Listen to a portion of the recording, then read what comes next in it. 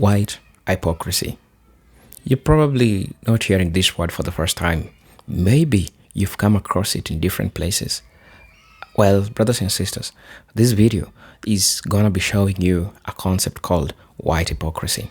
Why am I saying so? White hypocrisy is the idea that white people are always thinking, especially the ones which are indoctrinated to white supremacy, that they are the ones who will always bring order after a black person has caused chaos.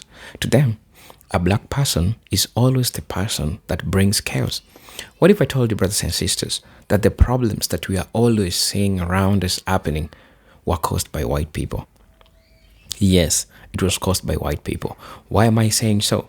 Today, we are having a problem, especially in a society like the United States. We are having a problem where you see a white child going into a class and then pew, pew, almost 3 students. If you think I'm lying, check the recent news. You are going to find these news are always out there majority of times. But what are these people going to tell you? They are going to tell you that, in fact, black people are the most uncivilized people. Because when you talk about drugs, they'll think about it. I mean, it's always about black people. When you think about hypersexuality, it's all about black people. But we need to think right. We need to think straight. Even if some of black folks are doing these things, right? How did we get here? Who are the authors of this problem? Brothers and sisters, I'm inviting you to this video, and I'll tell you upright. People who caused all these problems again and again are white people. And this is not a blame game. All these argument is based on facts. You can go check them out there. The people who created confusion in the world that we are seeing are white people, especially those who had the power of having a pen and paper and coming up with ideas that they made and made people fall astray from the reality. Brothers and sisters, I invite you to watch this video. I'm your host and presenter, Agent Stories. And if you're watching me for the first time, please welcome to the channel. You can support me by liking, sharing, subscribing the video. And hey, before going, I'm really thankful for those who are supporting me. And I'm just saying, if you wish to buy me a coffee, you can buy me a coffee through my Cash App account. You can buy me a coffee through Super Thanks. I'll be most appreciative for the support that you're giving the channel so that we can continue learning and sharing ideas. But until then, let's watch the video. I'll be back with my commentary in regards to this, and then we'll have a discussion. So let's watch the video. I'll be back. Black fatigue is when I can hear you 10 miles away in Walmart with your 5. Yeah, because poor white people who live in rural parts of the United States are famously respectful and quiet when they walk up in Walmart with the 5 kids that they had with their second cousin. Black fatigue is when you have no home training and you have no idea how to act in public. In my high school, I saw 2 white pregnant 15-year-olds fist fight each other in the lunchroom wearing Cookie Monster pajamas. And a lot of it is culture. I've been in the hood. I've been in the fucking schools and the projects where I was the only white girl there. Quick question. When you were at that school, did you read in a history book about how your grandmother was denied the right to vote and how your ancestors were brutalized and enslaved and eaten by their slave owners? And I can 100% guarantee you that it's culture. When majority of y'all know someone who has been unalived by another black person. Hey, so before you made this, did you look at the demographic statistics of school and, people who their entire family in cold blood? Way more than any instance of a black person being unjustifiably unalived by the police. That's black fatigue. All of you literally think every unarmed black person who was unalived by the police is completely justified. Breonna Taylor committed the crime of sleeping in her bed. Trayvon Martin was reaching for Skittles, and Ahmaud Arbery was going for a jog. All right? As well as donating to Carmelo Anthony and Rodney Hinton Jr. If I watched a police officer end my child's life in front of me and I was in a car, I'd run them over and you'd probably call me a hero. And I seem to remember another teenager who was carrying a weapon, warned people not to come near him. People without weapons came near him and then he used that weapon and ended their lives. His name was Kyle Rittenhouse, and y'all stand him to this day. If the kid who stabbed Austin Metcalf deserves to go to jail, then so does Kyle Rittenhouse. When you aren't able to hold your own community accountable, that's a problem. There is a Klan museum in the middle of downtown Kennesaw, Georgia. And when the white supremacist owner of it, Dent Myers, passed away, The Kennesaw government held it up to a vote on whether or not it stayed open, and the entire city of Kennesaw showed up in droves to make sure that that Klan museum stayed open. And you wonder why minorities feel unsafe in this country. We literally have no right to tell people how to hold their own accountable. That's a problem. We're not going to sit here and act like this is new now, because now white people are speaking out. I can't believe that y'all just spent the last 10 years telling everybody that Democrats were the real racists. Especially when we've been told for so long to feel sorry for our whiteness. No one wants you to feel sorry for your whiteness. There are still Black Americans alive today who remember not being able to drink from the same water fountains and not getting a quality education and being shunned from being able to build wealth in this country. And before Cory Booker broke the record for the longest filibuster, it was previously held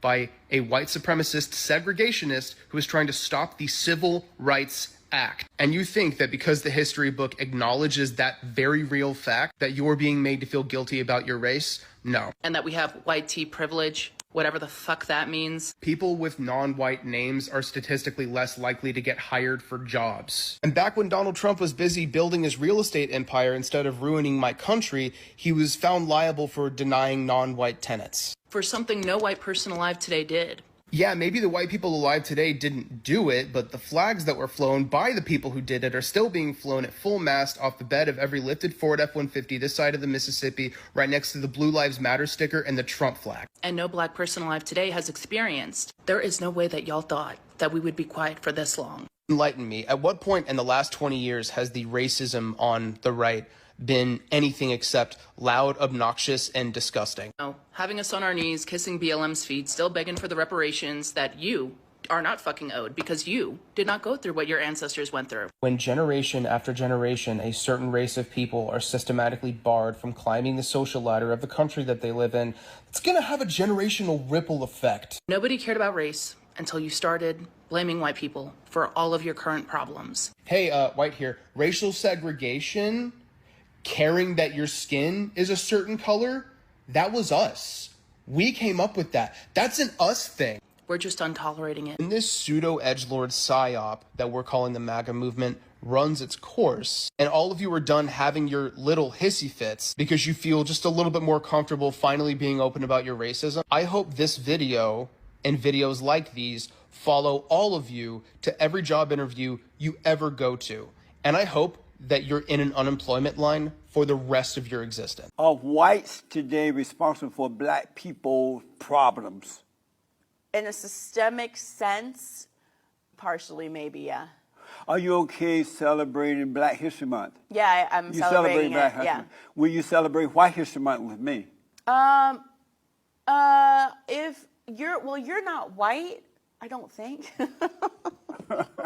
So it would be weird for us to celebrate it. Should white people celebrate Black History Month? Yes. Do you love white people? I like them. Do you love white people? Love? Do you love white people? I love people. Do you love black people?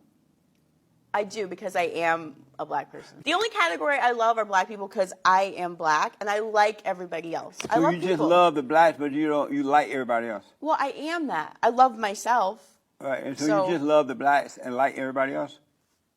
I don't like the way you're saying it. I love all people, and that's how I started this. Oh, may I tell you why I started White History Month? This is our 3rd year coming up. You started it. Yes. I should have done my research. Okay, go on. Hey, I know you're all up in arms about this race war, but I thought you should know that I like black people more than I like you. I like indigenous people more than I like you. I'm fonder of a shit that I took last week than I am of you.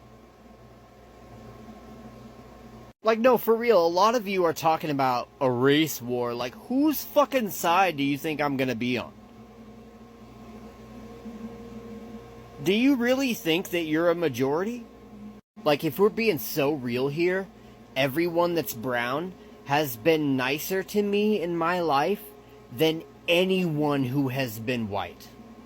Like, when I was homeless and on the street, like, it was a black family that bought me a bicycle so that I could get to work. I'll never forget that. If you think woke people are the problem, consider this. Black people make up just 14% of the US population, but 39% of people in prison. 40% of homeless people are black. They're 56% of murder victims and more than twice as likely as white people to be killed by police. The average white family has $165,000 more wealth. Black poverty rates are more than double that of whites. Black women are 3 times more likely to die giving birth. White people are much more likely to own a home. They live longer. Among Fortune 500 CEOs, only 6 are black. And ask yourself, whenever you hear somebody talking about a bad neighborhood, a shitty neighborhood, the ghetto, places that are unsafe, where schools are bad and crime is high, who usually lives in those places? Now, can wokeness sometimes feel unfair or alienating, even counterproductive? Yeah, but if you think that's the issue and not all the inequalities I just talked about, then I'm sorry, you need to wake up.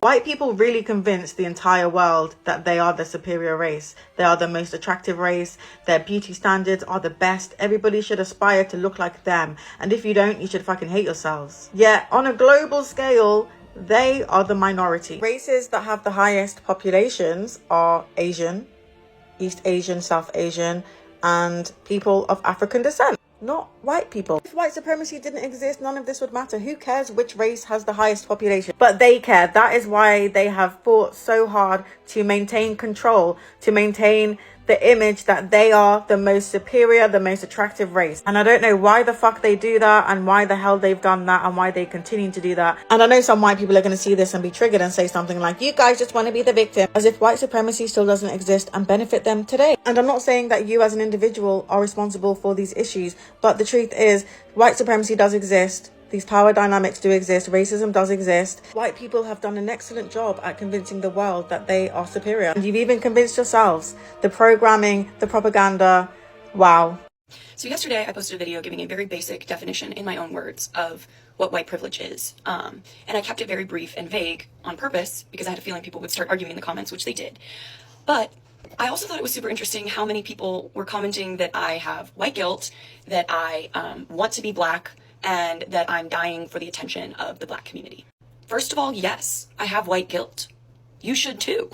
Anyone who grows up with the knowledge that they have systematic advantages over other people just because of historical events and historical discrimination should feel a little guilty about that. Whether or not they contributed to that is a whole other thing, but you're reaping the benefits of it. People act like white guilt is something to be ashamed of. But if you use it in the right way and you use it to further reduce injustice, it's a good thing. And when people talk about systematic injustice and things like that, and they say, oh, everyone's equal, and this is happening in the comments, there's no racism anymore, everyone's equal, obviously don't understand what systematic means. And I'm going to give an anecdotal story just to really hit this on the head. I am white, and on both sides of my family, we do not have any massive generational wealth. My mom's father is the only one of my 4 grandparents who we got any sort of generational wealth inherited from. And 99% of the wealth that we inherited from my grandfather was from selling his house. My grandfather was born in 1926 in rural North Carolina, and he was a 6'3" white man with blue eyes. And other than being white, my grandfather didn't have that many privileges. He was one of like 7 children. His mom didn't even get to high school level education, and his dad never went to college. They were not privileged in most other ways that we define privilege, but he was a white male in a very, very racist country. What his whiteness allowed him to do was work his way through college. At the time, there were colleges that weren't accepting black people, and he was accepted to college as long as he could pay for it. And he ended up getting a law degree and becoming very successful, and again, never hoarded any significant wealth, but bought a house outside of Washington, D.C. in the 50s. In a neighborhood that was redlined. And actually my mom, who was born in the 60s, remembers in the 70s when the first black family moved into their neighborhood, because it had literally been sectioned off and realtors would not sell to black families. And my mom, who is 58 years old, went to a year of segregated school. So for all of you saying, it was so long ago, everyone has equal rights now, get over it. My mom remembers when the first black student joined her class in the 70s in Alexandria, Virginia. In 2015, my grandfather died, and we sold his house that he bought for around $100,000 in the 50s, and we sold it for $1 million. That money was divided among his children, and my family was able to get out of a lot of debt, and it completely reset my ability to go to private versus public school, my ability to afford tutors, my ability to become the educated person that I am. And it was all really because I have a white grandfather. Let me finish. Had my grandfather been black and had all of the other skills and background that he had, he couldn't have gone to the schools that he went to. He wouldn't have been hired in the jobs that he was. And he couldn't have bought the house that he did, that, 65 years later, put his family out of debt. So if anyone tries to tell you it's not that deep, it really is that deep. It goes so far back. Any small privilege that a white person has is probably, to some degree, due to their whiteness. And if you are a white person who has roots in the South, you definitely should have white guilt, and you definitely should be doing the work to understand how your privilege affects the people around you and how you can help level the playing field. Because you, almost 100%, have an ancestor who owned black people. So yes, I have white guilt. Yes, I'm aware of my status as a white woman, and I'm aware of the parts of my identity that are privileged and the parts that aren't. But saying that you have a certain type of privilege doesn't mean that you have every privilege. It just means that that aspect of your identity is favored by society. So I can talk about being a white woman, and that makes me privileged. But if I talk about being a woman, that is actually a disadvantage in a lot of ways. And everyone tried to get all particular about these specific situations where a black person might have a privilege or a woman might have a privilege over a man. Those are isolated situations you're bringing up. We're talking about large-scale, mass, systematic issues. And it's a lot deeper than just, I felt racism as a white person at one point. Fine, yeah, all of us can experience what feels like discrimination based on race. But that doesn't mean that it's systematically affecting you and stopping you and your families from catching up. That's really what it is. Now, yeah, legally, black people and white people should have the same exact rights and privileges. But they're playing catch up. Because if my family, like I said, had been black, we would never have gotten out of debt in 2015. I would never have been able to afford the school that I went to and live the lifestyle that I'm living right now. And that's because of effects from over 70 years ago. So thanks for listening. And yeah, white guilt's okay. People, if crime statistics really mattered to us, we would be talking about white men every damn day. We as white people love to throw around statistics when it comes to the black community. We love to misconstrue data about poverty rates, crime rates, single-parent households. Here's the thing. If you really want to talk about problematic behavior in terms of statistics, we need to talk about white men. Most mass shootings in America? White men. School shootings? White men. Intimate partner violence, typically known as domestic violence? White men. Police brutality and systemic violence? White men. Online harassment and extremism? White men. Domestic terrorism? White men. Serial killers? White men. The demographic making up the vast majority of CEOs, judges, senators, and police chiefs who refuse to hold white men responsible? White men. And yet us white men are rarely talked about as being a problem. Few white people are asking, what's wrong with white men? What's wrong with the culture? Few white men are demanding that we be fixed. And why? Because we as white men humanize and individualize white violent offenders. And it's time to flip the script. To shame and blame, because I know white males are incredibly fragile when it comes to that, but instead to name what's really going on and who continues to be protected and not held accountable because of selective storytelling. I hope this helps. So you went with 1350. Cute. Those are arrests, not convictions. Arrest. Math is hard for white supremacists, and I understand that. I get it. It's hard. I wouldn't want to do it either if I didn't know how.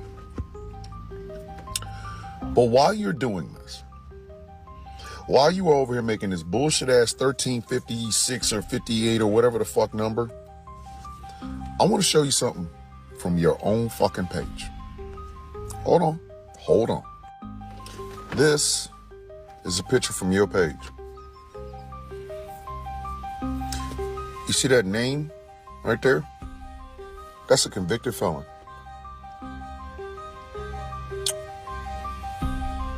That is a convicted felon. A state in the union convicted him of crimes. That man has more felonies than I do. I'm not talking about arrests. It's about convictions. In the court of law, I have no felonies whatsoever. None. Not a one. Never been arrested for one, never been charged for one, never been convicted for one, never spent time in jail for one. He has 34 felonies. Convictions. Convictions. Meaning he broke the fucking law and was convicted for it. So how does that 1356 look now? How does it look now? I'm one of the 13% and I ain't got a felony. I've never been even arrested for one. Him has been arrested, fingerprinted, mugshotted, booked, released, bailed out, tried, adjudicated by a jury of his peers, found guilty. Does 1356 apply to that? Does it? Make no mistake about it. Y'all use 1356 as if it's a cudgel. You want so desperately to believe that every single black person is bad. I once saw a number from one of you dumbasses that said in the year of 2022, 400 million black babies were aborted. For that number to be anywhere close to correct, my mother, who had been dead for 2 years at that time, would have had to have had 2 children or 2 abortions. You see, this is why these conversations are bad for y'all. They are. Even a aware black person with a limited amount of education can destroy everything that you're saying. And I think that's the point. Y'all like saying this shit to each other. It's like sitting in an elevator and farting and smelling each other's farts. I do not trust, nor do I like people who tell others that if they are still holding on to pain and grief about things that were done to them in their childhoods, at school, that there's something wrong with them and they're immature and they need to move on.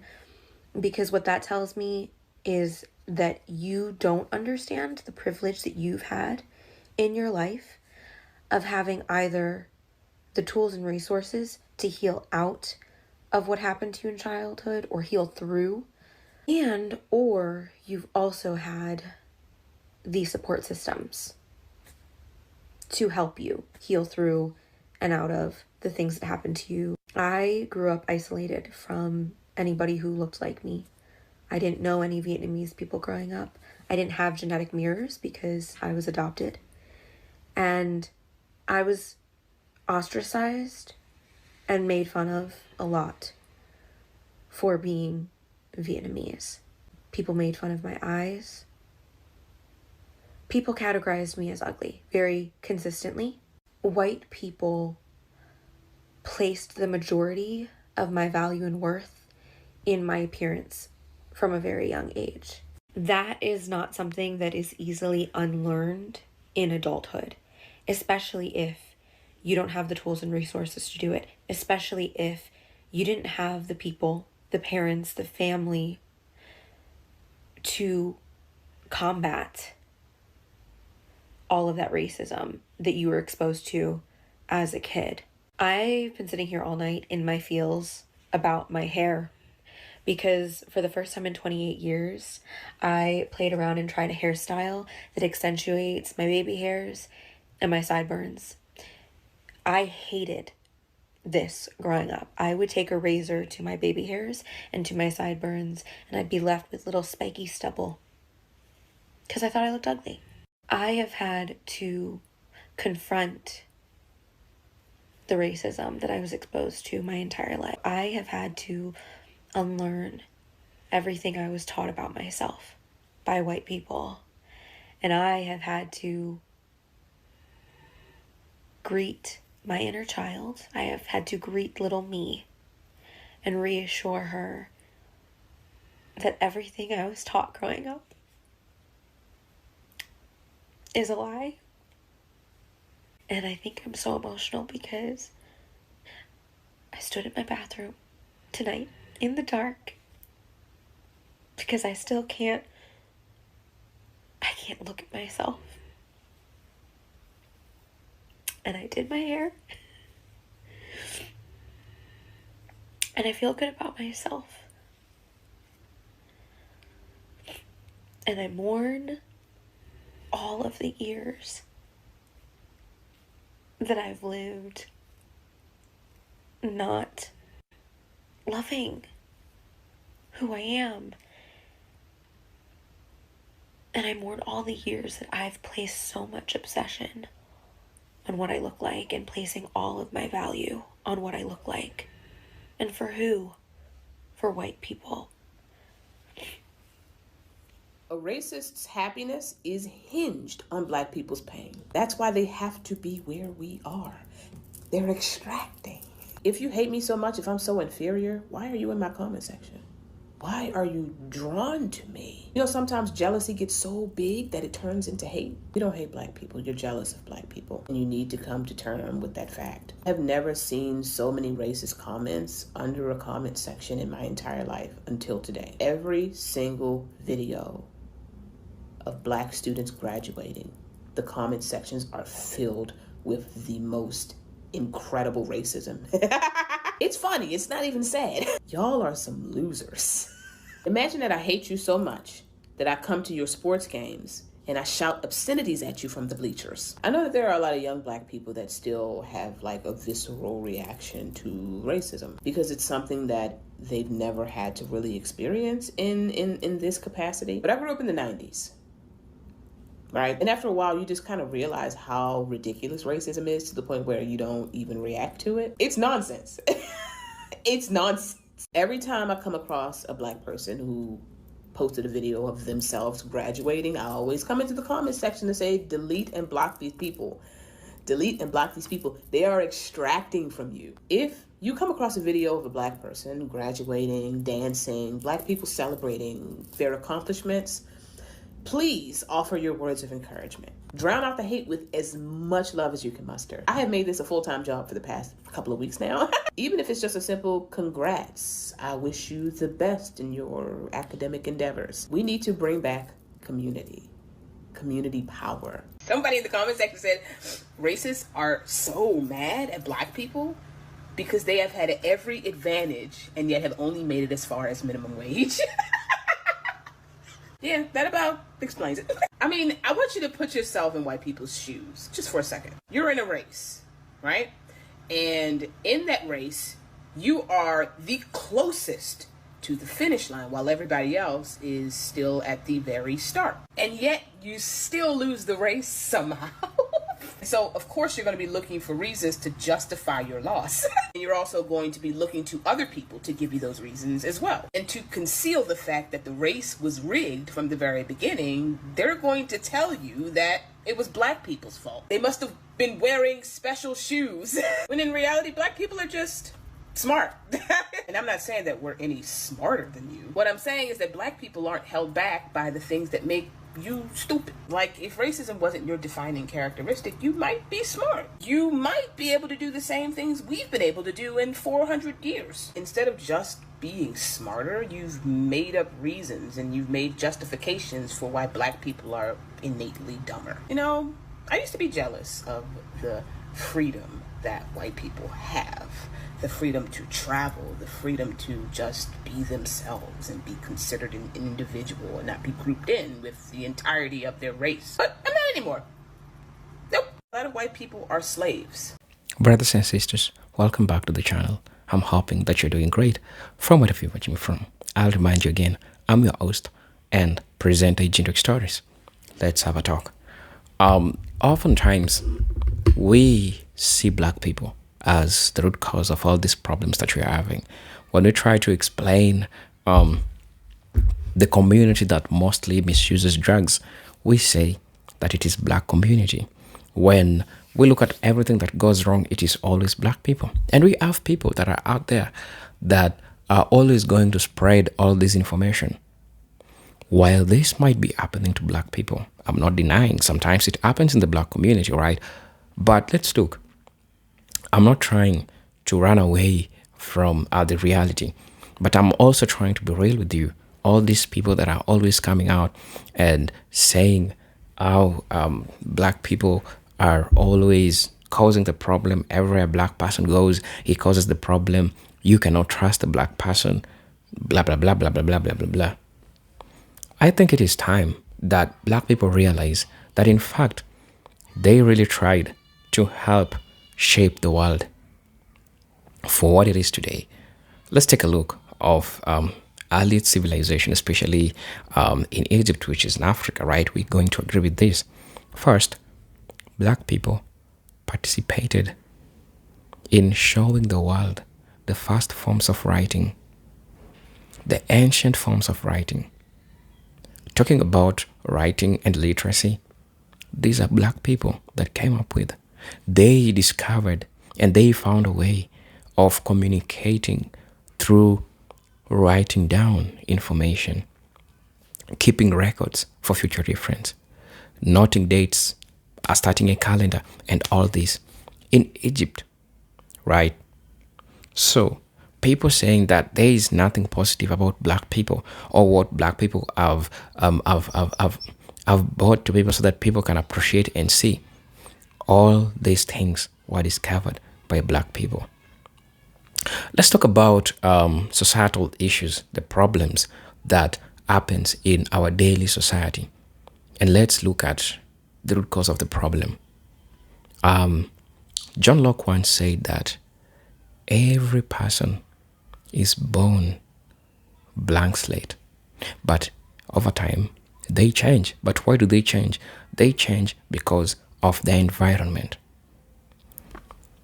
Go back to Africa. Look at the early civilizations again. Look at the way black people lived in the past, right? Look at the type of life that they led. They were so organized.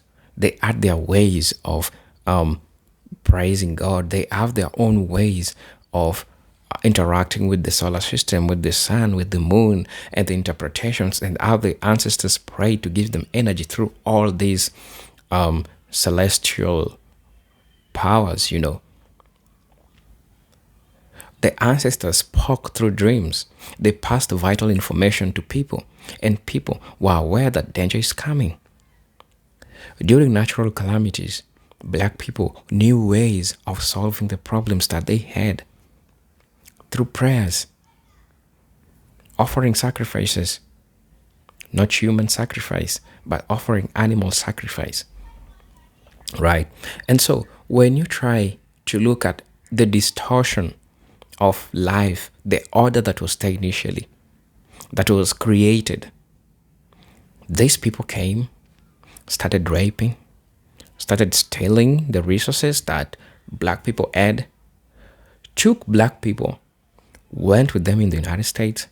Black people fought. They were freed.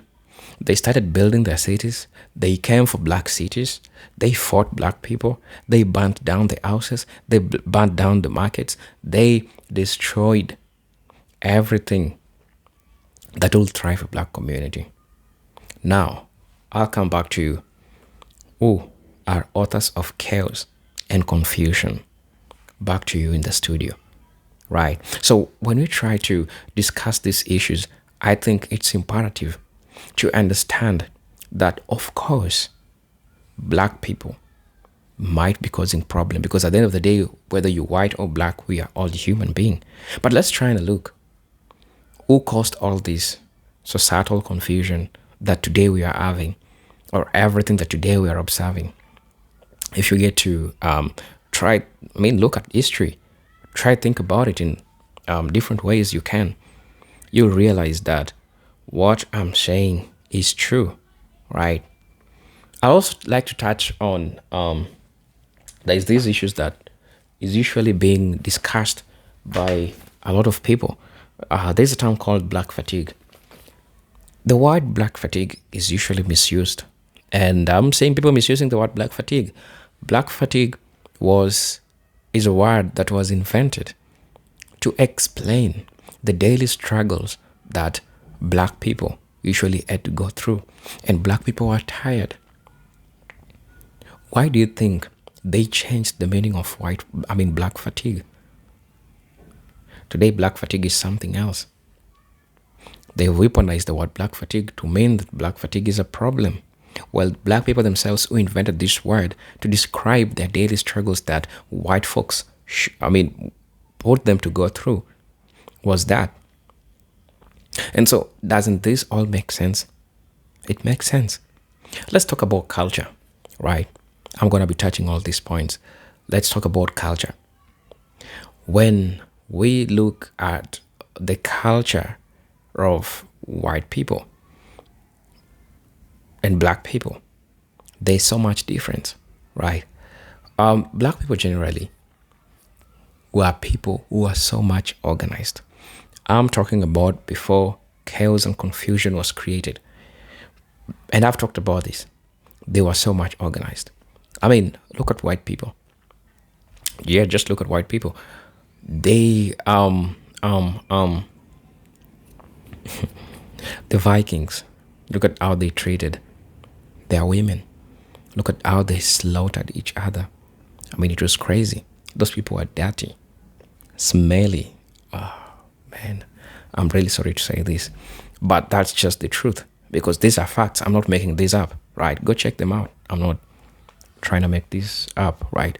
So you understand that all these things makes us see black people as the default problem. Yet, black people are not the problem in this case. Or in fact, we didn't create all these problems that you are seeing today. As a result, all the problems that are happening is being reflected back to a black person. A black person is the person who caused the problem. We are not seeing the part of early white people that caused all these problems. So brothers and sisters, please let me know what you think about this video. I'm your host and presenter Agent Stories. But until then, let me see you in my next video. Peace, love, and harmony. Salam.